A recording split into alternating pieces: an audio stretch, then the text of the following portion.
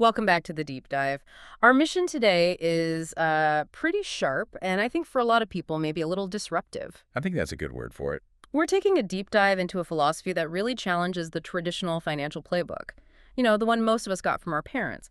Go to school, get good grades, find a safe, secure job with good benefits. Right. The path of the straight and narrow. Exactly. And we've got a whole stack of sources here that contrast that advice, specifically the advice from a highly educated, government-employed father versus a self-made millionaire mentor. And the goal here really is to give you, the listener, a kind of shortcut.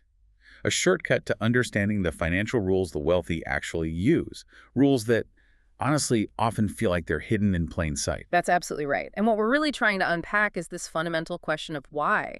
Why does that path of high education and hard work so often lead to financial struggle? It's a paradox, isn't it? You can have highly educated professionals, doctors, lawyers, you name it, and they find themselves completely trapped. Trapped by a high income, yes, but even higher liabilities. They're just working harder and harder to pay more taxes. So we're examining the alternative, the new rules of money that supposedly lead to real financial independence, not just, a big paycheck. Exactly. To really set the stage for why this matters so much, let's talk about the co-author who helps bring this whole philosophy to light, Sharon Lechter.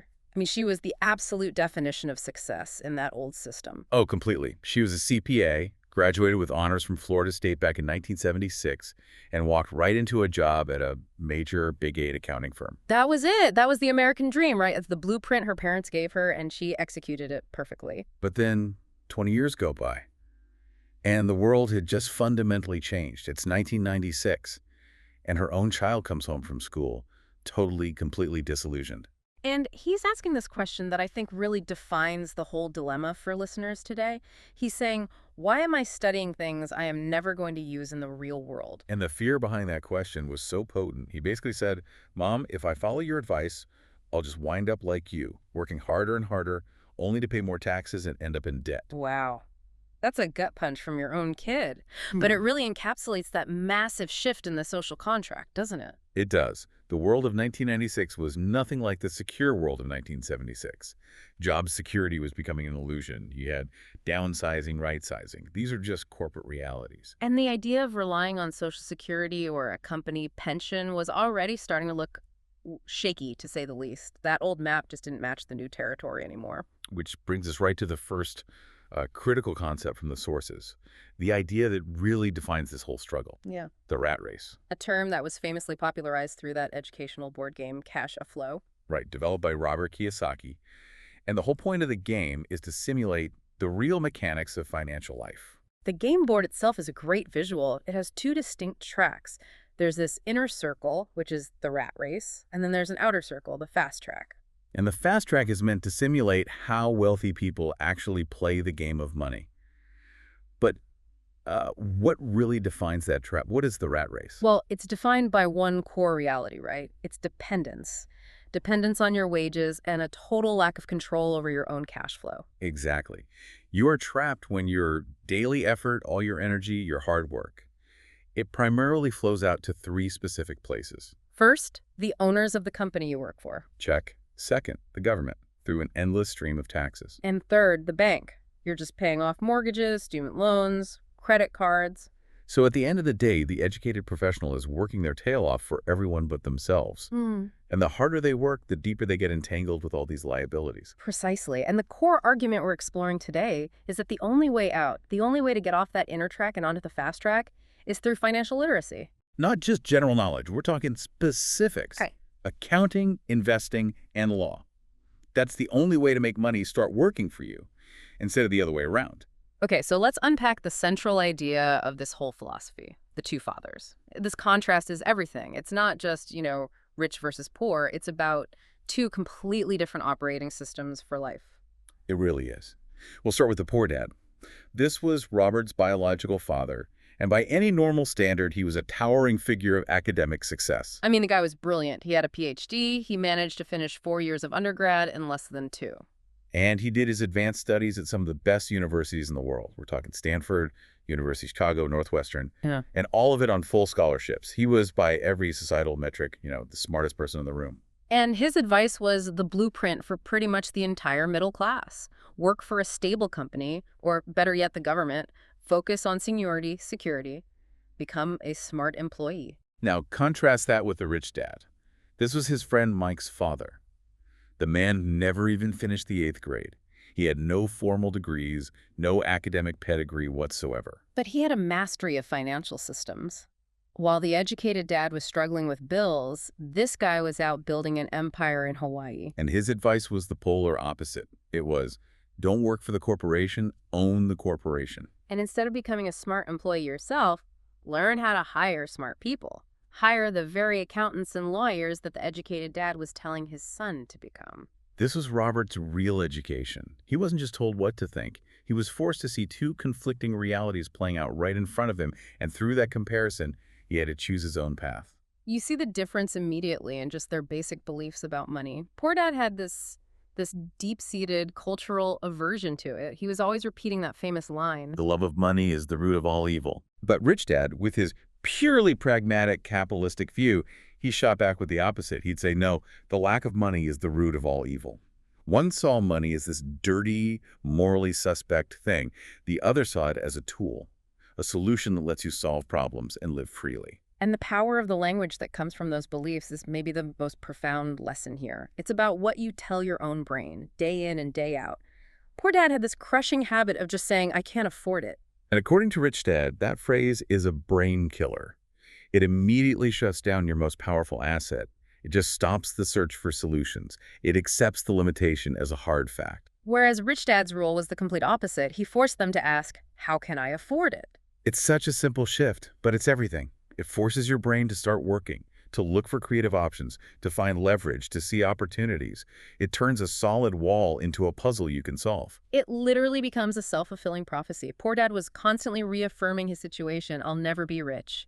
And that became his identity. Meanwhile, Rich Dad, even when he hit rough patches, and he definitely did, he faced bankruptcy more than once, he still referred to himself as a rich man.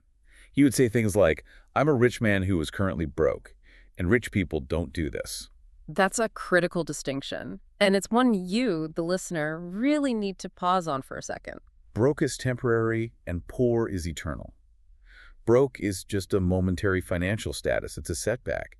A startup founder who runs out of capital is broke, but they still have the mindset, the network to rebuild. But poor. Poor is a mindset. It's a self-prophecy. It's rooted in that negative limiting language and the belief that you just don't have the capacity to solve the problem. And that's the tragedy. The highly educated father with his massive intellect was poor because of the mental constraints he placed on himself regarding money. And beyond the philosophy, their actual practical goals in life were just miles apart. Poor dad was intensely focused on job protection, getting that next pay raise, relying on government safety nets, tenure systems, all those benefits. He had this belief that he was entitled to security because he followed the rules. He worked hard for the system, so the system owed him. Rich Dad found that entitlement mentality to be, financially and spiritually weakening. Totally. His whole focus was on total financial self-reliance, competency.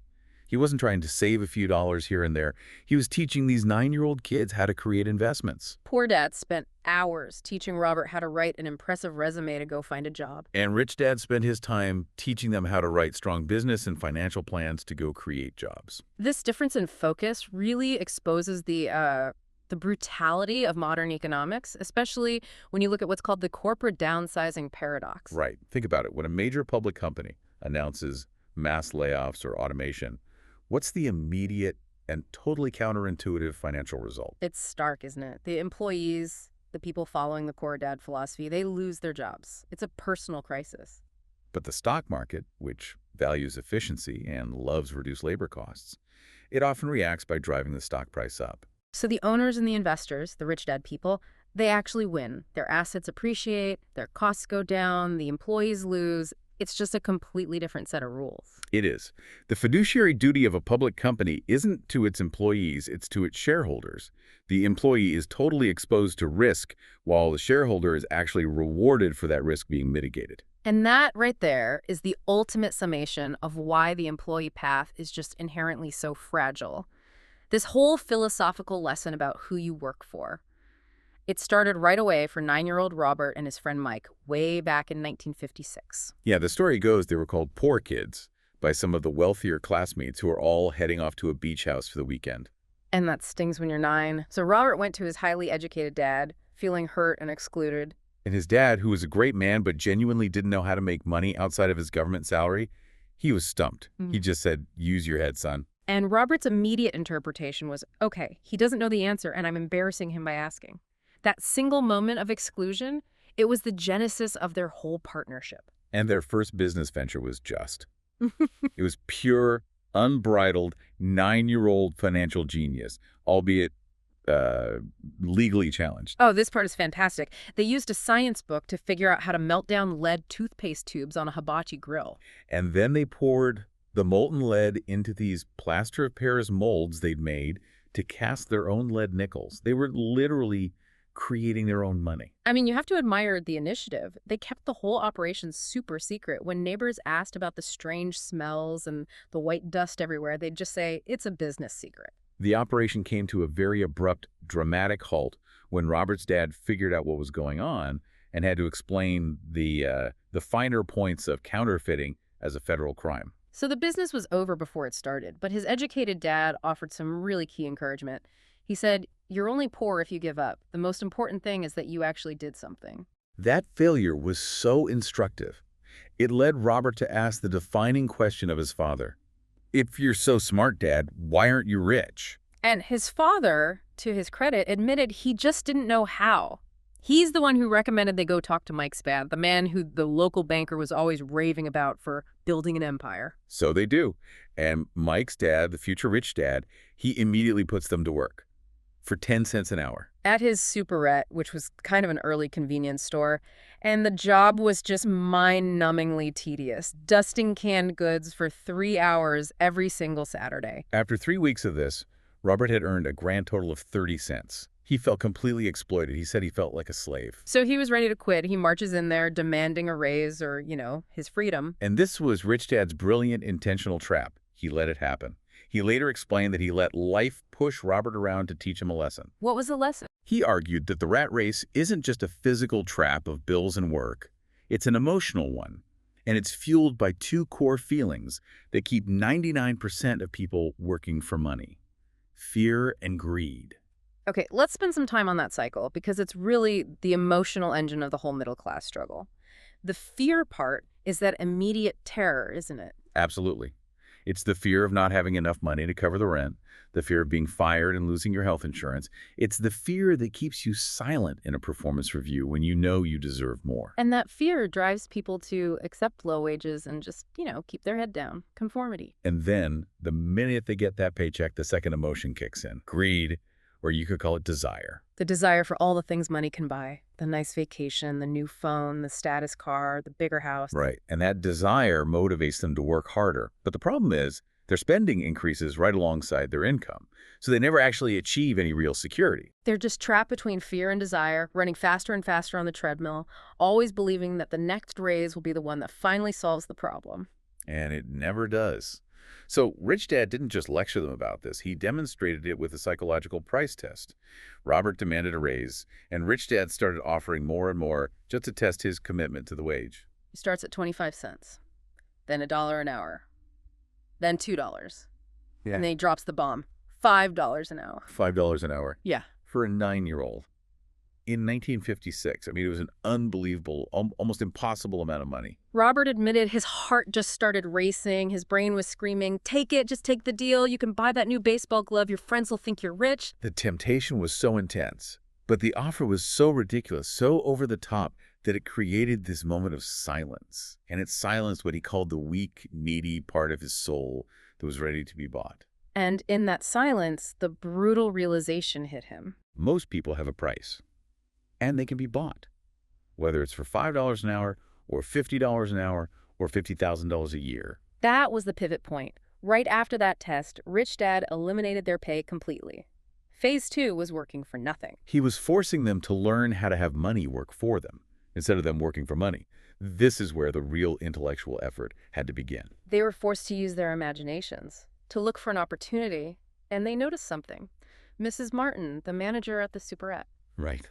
They saw her tearing the top covers off the comic books that didn't sell to send back to the distributor for credit, and then she would just throw the rest of the comic book away. So they asked if they could have the discarded comics, and she agreed, but under one very strict condition: they were not allowed to resell them as new.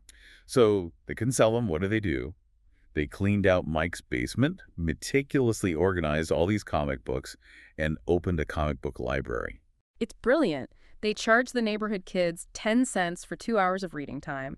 They completely solved the non-resale rule by renting the asset, not selling it. And here's where the system really became beautiful. They hired Mike's younger sister, who loved to study anyway, to be the head librarian. They paid her 10 cents a week. So the key takeaway, the first great lesson, was now complete. By creating this library system and delegating the labor to Mike's sister, their assets, the comic books, were working for them. They were generating positive cash flow, passive income, even when they weren't physically there. They used their minds to identify an opportunity and create a system, and in doing so, they broke their dependence on an employer. That is the definition of escaping the wage mentality. So that first lesson was all psychological, really. Don't let yourself be bought. But the second lesson, that shifts to the necessary technical foundation, financial literacy. Right. Rich Dad really stressed that high earnings are fundamentally meaningless if you don't have financial intelligence. And he drove this point home with this legendary and kind of cautionary tale. The story about the world's richest businessmen back in 1923. Yeah, that historical example is just chilling. It completely contradicts this belief we have that a high income equals security. In 1923, at the Edgewater Beach Hotel in Chicago, you had this meeting of men who were the absolute pinnacle of wealth. We're talking about the head of the largest independent steel company, the president of the New York Stock Exchange, a member of President Harding's cabinet. Major stock speculators. These were the names that defined wealth in that era, the titans of industry. And yet, within 25 years, almost all of them were either dead broke, had gone insane, or ended up in prison. It just proves Rich Dad's point so perfectly. Money doesn't solve your problems. Intelligence does. He simplified it down to, it's not how much money you make, it's how much money you keep. And maybe more importantly, how many generations you keep it for? We see this all the time, don't we? Lottery winners, high-earning athletes. Oh, all the time. They get this massive influx of cash, but they lack the financial literacy to manage it, and they often end up right back in poverty because the foundation just wasn't there. Rich Dad argued that to build great wealth, you need a deep, strong foundation. He used an analogy. The Empire State Building analogy. He said most people try to build an Empire State Building, meaning they try to get rich quick on a tiny 6-inch slab of concrete, a 6-inch slab of financial knowledge. And it's because our traditional school system just completely fails to teach this foundation. It's not part of the curriculum. So to correct this, Rich Dad gave them the single most important rule. He said, if you want to be rich, this is all you need to know. Know the difference between an asset and a liability. Yeah. And buy assets. It sounds almost insultingly simple. But the confusion is so widespread because, dictionary definitions and accountants can cloud the issue. Rich Dad stuck to the KISS principle. Keep it simple, stupid. And he focused only on cash flow. Okay, so let's lay out those simple but incredibly powerful definitions for the listener. An asset is something that puts money in my pocket. And a liability is something that takes money out of my pocket. That's it. That's it. The entire story of a person's financial life is told through their cash flow patterns. Specifically, the relationship between their income statement and their balance sheet. If you can read the numbers and see the flow, you know the whole story. So if we look at the poor and middle class cash flow pattern, it's a vicious cycle. It really is. Income comes from one place. Yeah. A job, wages. And that cash flows almost immediately out into the expense column. Taxes, food, rent, clothes. And critically, they acquire liabilities that they think are assets. The big mortgage, the car payments, the credit card debt. And all those things do is increase their monthly expenses. Their entire financial focus is just on chasing a bigger paycheck. Now, the wealthy pattern is fundamentally different. And this is the insight you really have to internalize. Their income is generated by their asset column. Stocks, real estate, notes, intellectual property. Exactly. This income from their assets covers their expenses. And here's the crucial difference. The balance is reinvested right back into the asset column. The assets grow, which generates more income, which buys more assets, and it just fuels this exponential growth. This brings us to probably the most debated, most controversial point of this whole lesson: the home. The popular dogma is that Your home is your biggest investment. And Rich Dad vehemently rejected this. He labeled the primary residence a liability disguised as an asset. Okay, now hold on a minute. I have to push back on that a little bit because for millions of people, their home does appreciate over time, and it offers real psychological security. Not to mention, in many places, you get tax deductions for mortgage interest and property taxes. So how do we reconcile that? That is an excellent point, and it's the right question to ask. The distinction really lies in two concepts: opportunity cost and cash flow. Yes, a home offers emotional security, and yes, you can get some deductions. But from a pure cash flow perspective, a house is a liability because it never puts money into your pocket. It only takes money out every single month. Mortgage, insurance, maintenance. And those ever-rising property taxes. That property tax point is so insidious, especially when you hit retirement. Right. The sources highlight the co-author's own parents. They did everything right. They paid off their house, and then after they retired, their property taxes ballooned to $1,000 a month. Exactly. And that massive expense put a huge strain on their fixed income.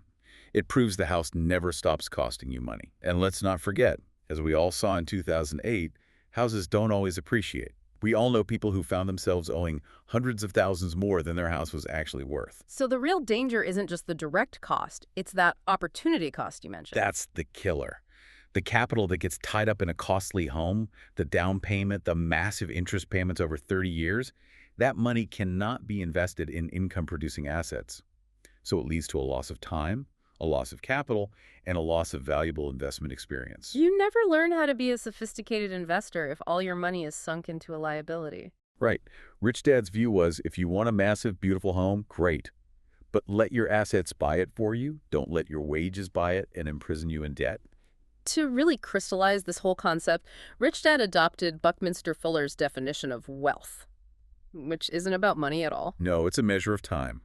Wealth is a person's ability to survive so many number of days forward.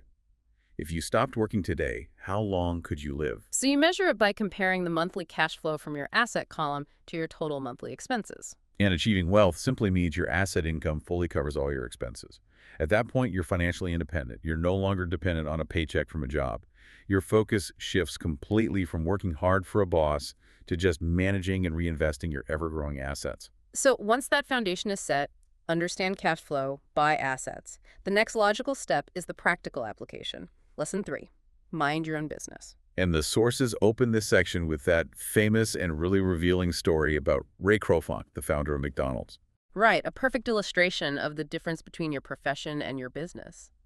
He was speaking to a group of MBA students at the University of Texas back in 1974. He asks them, "What business am I in?" And they all kind of laugh and say, "Hamburgers, obviously." And he famously corrects them. He says, "My business is real estate." It's fascinating, isn't it? Everyone sees the golden arches, the food operation. But his business, his true wealth-building activity, was the acquisition of strategically located, income-producing real estate. McDonald's became the largest single owner of real estate in the world. They own all those valuable intersections and parcels of land. The franchise fees and the hamburger sales were just the engine that funded the acquisition of the truly valuable assets, the land itself. So the lesson for the listener here isn't necessarily to quit your job tomorrow. It's to keep your daytime profession, that's your source of income, but diligently build a separate asset column on the side. That asset column is your true business. And Rich Dad was very specific about what those assets should be: stocks, bonds, notes, intellectual property, and real estate. Specifically, businesses that do not require your daily physical presence. That's a key distinction. If you have to be there every single day to run the cash register, it's not a business, it's just a job disguised as self-employment. Exactly. And Lesson 3 has this crucial add-on about debt. Luxuries should always be bought last, and they should be funded exclusively by the income generated from your asset column. This is where the middle class gets into a perpetual debt trap. They see something they want, the fancy car, the big vacation, and they buy it first, using credit. Which immediately creates a new liability and a new expense that they have to work even harder to pay off. It's a downward spiral. Robert gave the example of waiting 4 years until his apartment house investments generated enough positive cash flow to go out and purchase a Mercedes outright. The luxury was a reward. It was funded by financial intelligence, not a debt that he incurred based on an expectation of future income. Which leads right into Lesson 4, how the rich protect those assets and minimize their outflows. It's all about the history of taxes and the power of corporations. And this is where that whole political narrative of Robin Hood taxes completely falls apart. Right. The sources explain the history here. Income tax became permanent in the U.S. with the 16th Amendment back in 1913. And the way it was sold to the public, the way it was made palatable, was by telling the poor and the middle class that it was designed only to punish the rich. It was a classic Robin Hood ideal. So the masses voted it in, believing it would only ever target the people above them on the economic ladder. And, of course, the government's appetite for money just grew and grew. And the taxes were very quickly levied on the middle class, the very people who voted for the measure in the first place. Today, the hardworking average American works, 5 to 6 months of the year just to cover their total tax burden? Yeah. Income, payroll, property, sales. It's a massive outflow. And this leads to a critical realization. Every single time the public tries to legislate or vote to punish the rich don't just sit there and take it. They react. They find a smarter, legal way to escape the burden. And that primary defense mechanism is the corporation. It's a legal structure that's existed for centuries. It's really just a file folder with some legal documents in it, but its power is immense. And the biggest advantage is all about cash flow. Okay, can you detail that one massive tax advantage for the listener? Break it down simply. For a normal employee, the cash flow pattern is earn, vex, back, spend. The government takes its share right off the top, and you have to try and live on what's left. But for a corporation, the pattern is completely reversed. It is. It's a earns, spend on qualified business expenses before tax. Get taxed. Only on whatever is left over, if anything. That is just a staggering loophole, and it's legally built right into the structure of commerce. It means the wealthy can pay for necessities, car payments, insurance, health club memberships, restaurant meals. Even those board meetings in Hawaii. Right, they can use dollars that have not yet been taxed. But we should be balanced here. It's not like the rich just get this advantage for free. There is a real cost and complexity to maintaining a legal corporate structure. You need specialized tax accountants, corporate lawyers, regular state filings. That's a very fair point.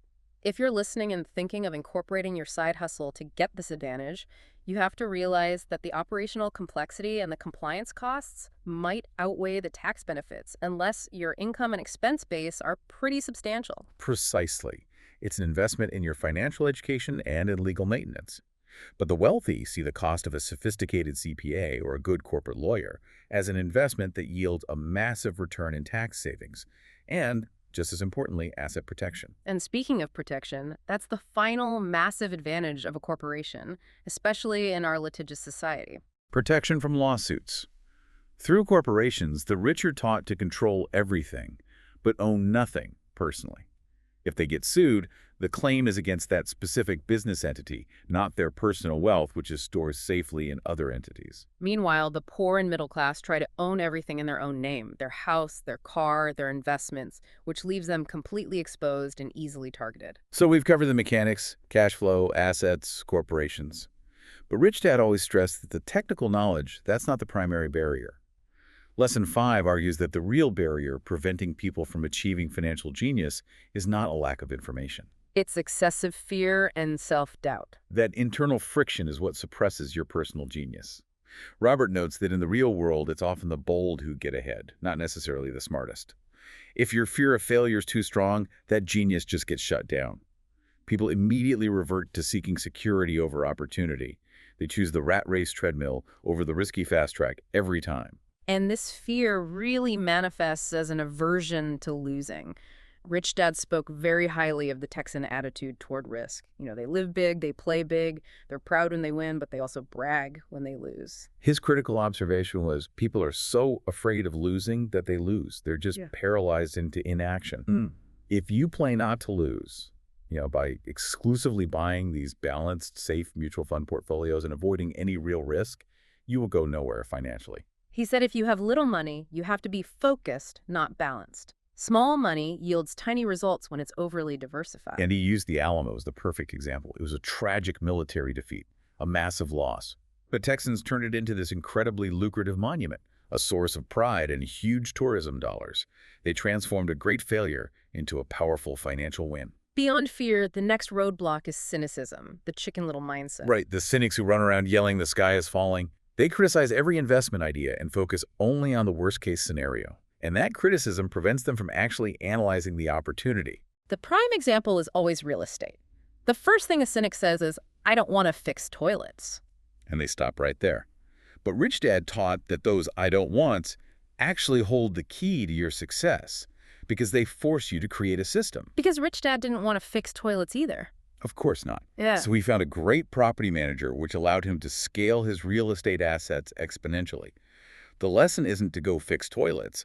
The lesson is to find the system and hire the people, the accountants, the lawyers, the property managers, to handle the tasks you don't want to do. It all comes back to lesson 1.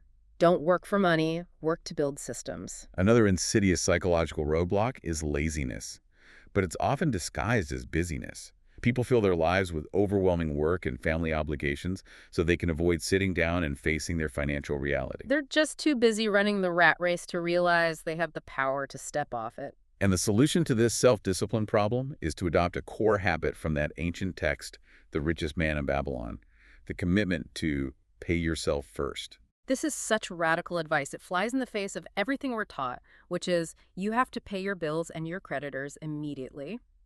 Rich Dad always paid himself first, even if it meant he was short of money for the electric bill. Why would he intentionally invite that kind of financial pressure? Because that pressure, the stress of having creditors call and yell at you, is what forces your brain to get creative and find a solution. It's positive financial pressure. You are forced to innovate, to find a new source of income, to create the money to pay the creditors. Instead of just becoming a docile victim who pays everyone else first and then just hope there's something left over for yourself. It's a mental fortitude test. If you prioritize your asset column, you get financially stronger. If you prioritize your creditors and liabilities, you get financially weaker, constantly letting the tax collector and the bank push you around. So to turn this knowledge into actual action, Rich Dad offered 10 actionable steps to awaken your financial genius. And a lot of them are behavioral shifts, not just technical skills. Step 1 is you need a really strong reason, a combination of deep emotional wants and don't wants. For Robert, it was hating that his educated dad was always too overworked to make it to his football games, versus wanting the freedom to travel the world while he was still young. Without a massive emotional why, the road ahead just seems too difficult, and you'll always retreat back to the safety of the wage. Step 2 is to choose daily. Every single dollar you spend is a vote. It's a vote for being rich, poor, or middle class. It reflects your habits and your priorities. And step 3 is to choose your friends carefully. You have to surround yourself with people who talk about money and investments, people who lift your game, and you have to avoid the chicken littles who just inject fear and doubt into every good idea. And that feeds right into the core of market wisdom. Smart investors buy when things are not popular, when the crowd is scared and running for the exits. You can't learn that from people who are too fearful to invest in the first place. Step 4 is maybe the most critical one for the information age we live in. Master one formula-like real estate tax law, and then immediately start learning a new one. The ability to learn quickly is priceless. Robert shared that he once spent $385 on a weekend real estate course, and that single course yielded him over $2 million in profits. That's the highest ROI you will ever find investing in your mind. Finally, let's touch on the seemingly paradoxical philosophy of giving and receiving. Rich Dad advised, pay your brokers well. Right. Don't focus on trying to save a few tiny percentage points on commissions. Focus on the high ROI you get from the exclusive, time-sensitive information and the time you save by paying high-performing brokers, accountants, and lawyers what they're worth. Their knowledge is your greatest leverage. And the whole section concludes with lesson 8. Teach and you shall receive. Robert's educated father always said he would give to charity when he had extra money. Which, of course, never happened. It was a scarcity mindset. Rich Dad believed the exact opposite. If you want something, you first need to give. If you want money, give money. If you want knowledge, teach it. The act of giving is what breaks scarcity thinking and opens the channels for wealth to flow back to you. Okay, to bring this entire philosophy together, the fear, the psychology, the cash flow, the tax law, let's dive deep into a concrete case study, one that shows how financial intelligence, starting with just a small amount of capital, can solve a major financial problem. This story involves a friend of the co-author back in 1991. He had a very specific goal. He needed $400,000 for his 4 children's college education, and he had 12 years to get there. He was following the conventional path. He was contributing $300 a month to a mutual fund. He'd only managed to save about $12,000. At that rate, he is never going to hit his goal. So instead of just saving harder, The rich dad philosophy intervened. The friend took $7,000 of that savings and used it as a down payment on a foreclosed house in Phoenix. The real estate market there was temporarily depressed. The owner was asking $102,000, but he went in with a low-ball offer of $79,000. And he secured the property using a really crucial financial tool, a non-qualifying loan. Okay, we need to pause right there. Non-qualifying loan is technical jargon. What does that actually mean, and how did it let him bypass the traditional banking rules to get this deal done so quickly? In this context, it usually refers to some kind of financing that avoids the strict underwriting requirements of a conventional bank. It could be seller financing or a private hard money loan. Right. In this specific case, the $7,000 covered the difference between his low sale price, $79,000, and the $72,000 that was still owed on the existing mortgage. The bank holding that bad mortgage was willing to take a quick cash settlement just to get the bad asset off their books. So that speed and the direct negotiation allowed him to bypass the slow, rigid process of traditional loan qualification. That's a key trait of a sophisticated investor. So he acquires the house for $79,000. He gets a tenant in there, and the property starts generating $125 a month in positive cash flow. And this is where the financial intelligence really shines. He didn't just go out and spend that extra $125. No, he wisely applied that cash flow directly to paying down the mortgage principal faster. By accelerating the amortization, he was using the tenant's money to turn his liability into a pure asset, much faster than traditional methods would allow. Then came the snowball effect, the kind of growth that only asset investing can really provide. By 1994, the Phoenix market had rebounded, and the house was now worth $156,000. He decided to sell. But crucially, he used a 1031 tax-deferred exchange. Again, we have to stop and explain the mechanism for the listener because the 1031 exchange is one of the single most powerful wealth-building tools in the United States tax code, and it's entirely legal. So explain it simply. Why is a 1031 exchange such a game changer for building wealth through assets? A 1031 exchange, or a like-kind exchange, allows a real estate investor to sell an investment property and defer paying capital gains tax on the profits, provided they reinvest the full proceeds into a similar like-kind property within very specific timelines. So he gets to avoid a massive tax bill in 1994, which means he can roll a much larger sum of money into the next deal, which just accelerates his capital growth. Precisely. If he had had to pay capital gains tax, that $156,000 valuation would have been significantly reduced, slowing him way down.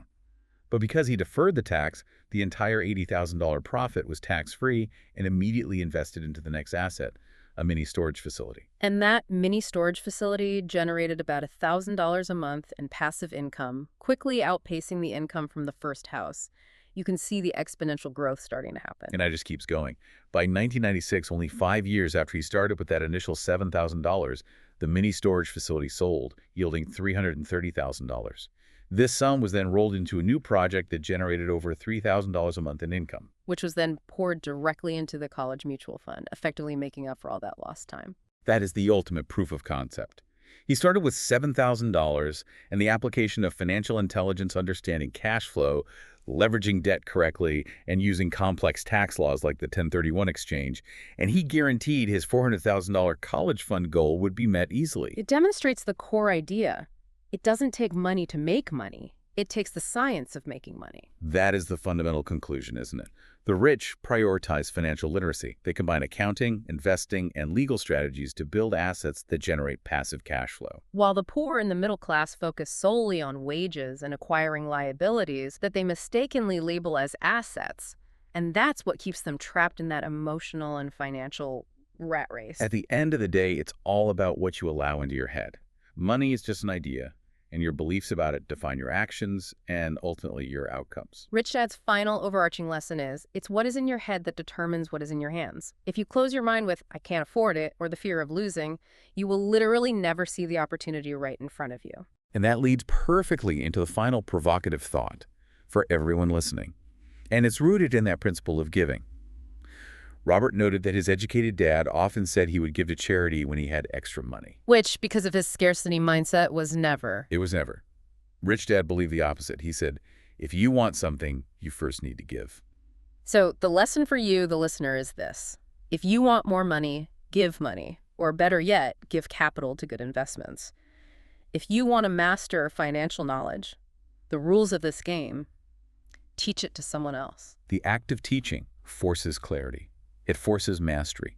And that act of giving, whether it's your knowledge or your capital, is what breaks the scarcity cycle that held Robert's educated father captive his entire life. Start teaching these concepts to someone else today, and you shall receive the mastery you're looking for. Play the game smart, not just safe. That's our deep dive for today. We hope this knowledge inspires you to break free from the old rules and start minding your own business. We'll see you next time on The Deep Dive.